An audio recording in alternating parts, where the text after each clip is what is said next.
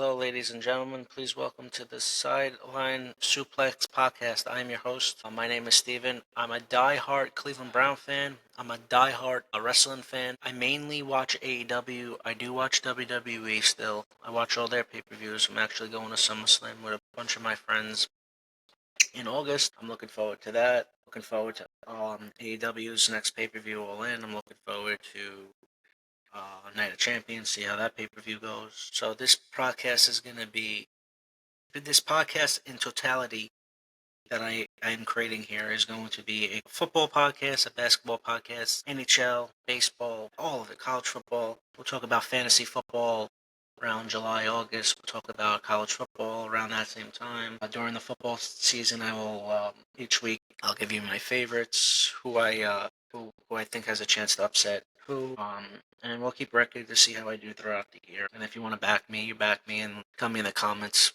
what you think. All right, so we're gonna get into WWE start. We're gonna talk about Gunther and the Jey Uso match to close out Monday Night Raw live on Netflix. I thought it was a great match that ended perfectly. It protected the Jey Uso as he passed out and didn't tap out, and he was fighting and fighting and fighting and fighting. I think they made him a bigger babyface by that ending. I fear where they're going with Gunther now. He's gonna defend the title most likely at Saturday night's main event against Goldberg, and I don't know if they're gonna Bray Wyatt him, have Goldberg beat Gunther. I would say probably because it's WWE, but I hope it doesn't go that way. I hope it goes the opposite way and Gunther squashes him and beats him within 5 minutes, because Goldberg can't go more than 8 minutes.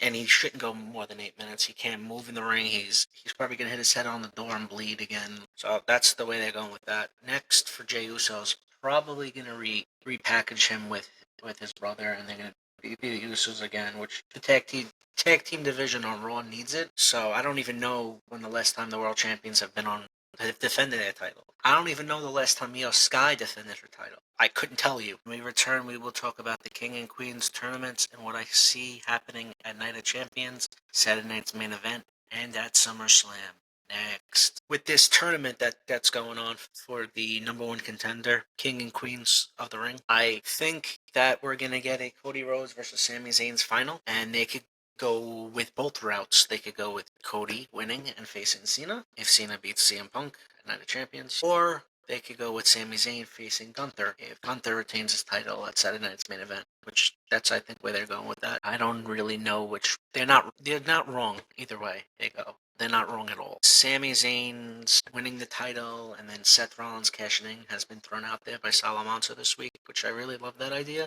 I also had an idea that I told my friends Monday, which was Cody Rhodes winning the world title at SummerSlam, Seth Rollins cashing in on him, and basically taking away everything he helped Cody get. It's just a heel move. It's a great heel move. I could see that happening. I could also see Dragunov coming back, being the mystery guy, winning the tournament, beating Sami Zayn at Saudi Arabia. And they have a lot of options. For the women's side, I don't know which way they would go. Maybe Jade wins it, and then Naomi cashes in on her at Evolution pay-per-view. So I could see that happening. So, there's so many options. I want to talk about Ron Killings now. So this man returned at Money in the Bank, which was was a really fun show to watch. It was paced good. I just didn't like Seth Rollins winning the briefcase. But if it turns into Rollins cashing in on Sami Zayn's, which would be cool if Sami Zayn faces Gunther and do the Daniel Bryan all over again, that would be cool. But back to my point, Ron Killings returning. We had to do this. They had to bring him back. The fans were begging for it. The wrestlers backstage were begging for it. Everybody and anybody that you saw on social media wanted Ron Killings and back in WWE. They were disappointed that he was not renewed. I thought they should have renewed him. They should have given him a Legends contract in a sense. Which sounds like this is what basically this is. This is a Legends contract for Ron Killings, but I think him winning the IC title would be really cool. Him winning a US title, him facing Cena one more time. I hope they go back to that. He did cost him the match, and Cena did mention him earlier in the night Monday when him and Punk had the promo. He called him a joke. He's jealous that this is his run and everyone's cheering everyone else's name. His heel run has been atrocious. I pray to God that they turn him back babyface. But Ron Killings cut his hair, and he looks like an absolute lunatic, which is perfect. It's back to his character that he had with The Miz years ago when The Miz and Truth took over Raw, destroyed Raw, and then they faced Cena and The Rock at Survivor Series at MSG, which was a pretty good match from what I remember. It's been so long. I'm happy to see Ron Killings back in WWE, and that he's gonna get a nice. I think he should get a nice run. Coming up next, we'll be talking about AEW Dynamite. Swerve Strickland versus Will Ospreay match. We were talking about backstage segment between Hangman Adam Page and the Young Bucks. We were talking about Moxley and Hangman, and we also get into Kenny Omega and Okada ending of AEW Dynamite's first 2 hours. That will be coming up next. Alright, now I want to get into some AEW wrestling. So AEW this Wednesday, I thought it was pretty good. I didn't watch the third and the fourth hour. I don't normally watch Collision to begin with, so I didn't watch the third and fourth hour. I saw a clip on Twitter about the Young Bucks and Hangman. Young Bucks, Hangman Page was backstage, and they were talking about the Young Bucks told Hangman, "We did it for you," and Hangman screamed at them, "Stop it! He doesn't want their help. He never wanted their help." And he hit them with the brutal line. He said, "If I burn a house down again, it's going to be with you two locked in it." He told the Bucks to leave Swerve alone, leave Ospreay alone, and leave me alone. And I think this is going to lead to Ospreay and both Swerve helping Hangman beat Moxley. Hangman deserves another world title. Well, let's get into the Swerve and Ospreay match. This match went a 30-minute time limit draw. Swerve and Ospreay absolutely killed it. I was at their first match at Forbidden Door last year at the UBS Arena, which was amazing. Loved every second of that match. And that was for the world title. I believe that was Swerve's first title defense, and he beat Ospreay. Which is crazy. Ospreay has lost to Hangman, and he's lost to Swerve. One to get to the world title, and one for the world title. I have a funny feeling after Hangman wins. I have a feeling Ospreay's gonna turn heel and go after that world title and finally win it. I don't know how soon after him winning the title, maybe 6 months, 4 months, 5 months, who knows, but I see him going after that title eventually. I see MJF going after it as well, so both of them I could see going after that title right after. I'm sure we're going to see another Hangman versus Swerve match. That feud will live on forever. So I think that eventually we'll get to that. They have so many good wrestlers. The shows have been better of late. Their pay-per-views are always amazing. Could the show be better? WWE could be better? Sure. AEW could be better? Sure. Road to All In has been great, and I can't wait for that pay-per-view. I want to get into the closing of the 2 hours, which Okada has now teamed up with Don Callis. He's now teamed up with him. Omega. Ooh, that was brutal. His stomach got destroyed. He jumped on him with elbow shots twice while he was on the stretcher. Okada looks like a badass for the first time since he joined AEW, which is great to see. And they revealed the new title. They need to change the name, but the belt looks great. I would love for them to go with like the Intercontinental Championship. The match is going to be great. I think Kenny should win.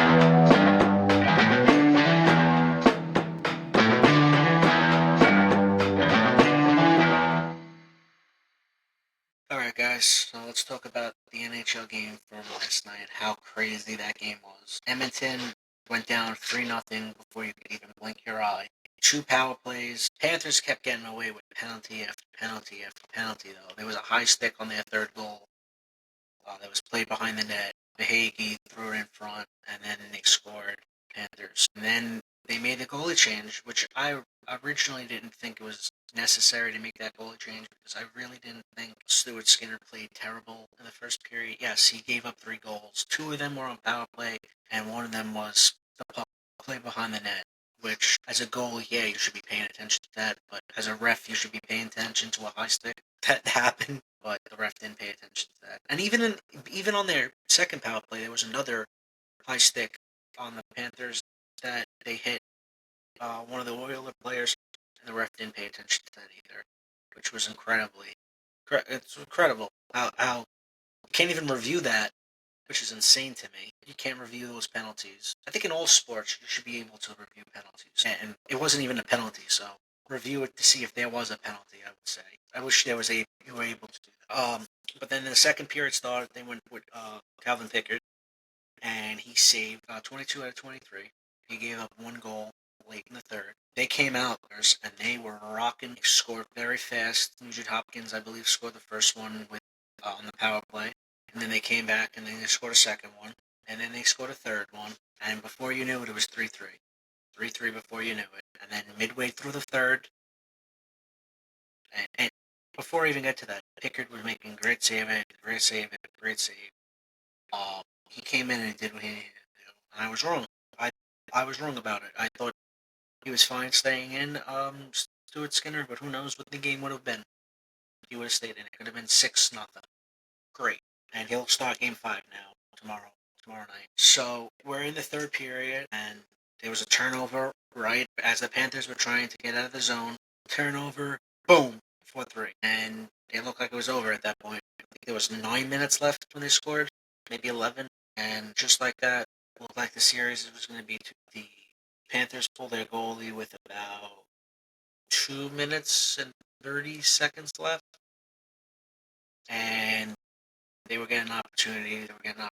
And then it looked it looked like it wasn't going to happen. And the Oilers cleared the puck. There was about 31 seconds left. And the Panthers got back into their offensive zone and went in deep. And Pickard went to go play the puck. He threw it off the left boards. When he threw it off the left boards, it was he played around. Then it was thrown in front, and Pickard had a horrible angle, and they tied the game up. Then they went to overtime, and Bobrovsky gave up one of the weakest goals I've ever seen. Draisaitl came onto the ice. I think he was trying to pass it to Corey Perry in front. Maybe not. Maybe that was the design. And it went right through the 5-hole. And the Edmonton Oilers tied the series, and Edmonton went nuts. They showed a video, and it was funny. Before the game ended, and the Panthers fans were leaving the arena. And there's a rule when you go to any sports game. You leave the arena. It said there's a big sign. If you leave the arena, you're not allowed entry back into the stadium.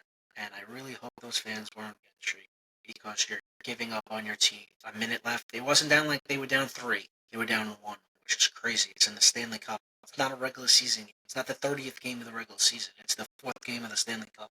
And a team that just won the cup last year and been to the cup 3 years in a row. It no sense. You gave up on your team like that. It made no sense. But Edmonton tied the series, and now tomorrow's game 5. I personally think Edmonton will win game 5.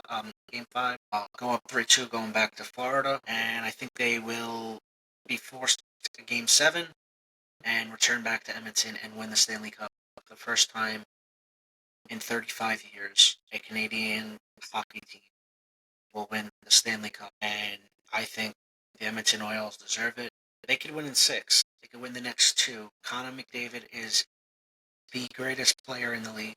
The way he moves on the ice, it is like there's a firework attached to his ass, and he zooms up that ice. He's incredible. That team's really good.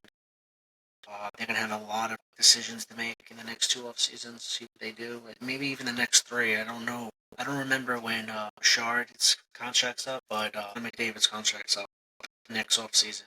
And I have a funny feeling that Toronto Maple Leafs are going to be making a run at him. And I think they're going to let Mitch Marner walk. There's a rumor today that Mitch Marner is going to get it could be a $14 million contract per year from the Carolina Hurricanes for Mitch Marner, which a guy that can't win in the playoffs with a team that can't get to the cup. They go great together.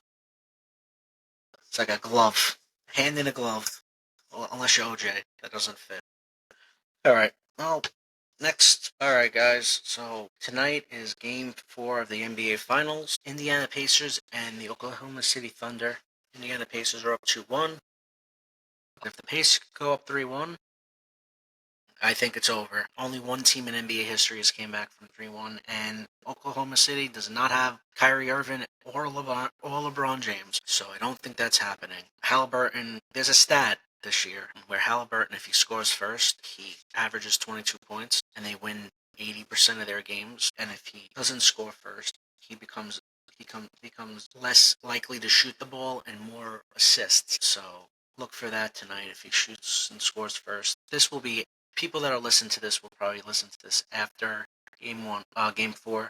This is going out around 8 o'clock tonight, episode 1. I'm hoping everyone's enjoying this episode. I would love for everyone to have any comments. Give me any ideas on what you want to talk about. Be much appreciated. This is my first episode, and hopefully I get a viewing on this, get some eyes on this, get some people talking, get people's insights on what they think. If they agree with me, if they disagree with me, I would love to hear what everyone has to say. Beautiful weather in New York today on a Friday, about 80 degrees. Got my fans on me because it's too hot in here without them. But I had a really fun first episode. So, like I said, Pacers need to win tonight. Oklahoma City needs to win tonight. It's going to be a fun game. If Indiana goes down by 18, you should bet them because they'll probably come back and win again. That's all they do is come back. Big deficits. I feel like it's just their year because they don't quit. Don't quit. Every single time they face adversity, they rally together as a unit. They're just great. They're a great team. Thank you, everybody, for listening to episode 1. Appreciate who listens. Appreciate anybody who leaves comments. And enjoy your guys' weekends. Thank you. Bye-bye.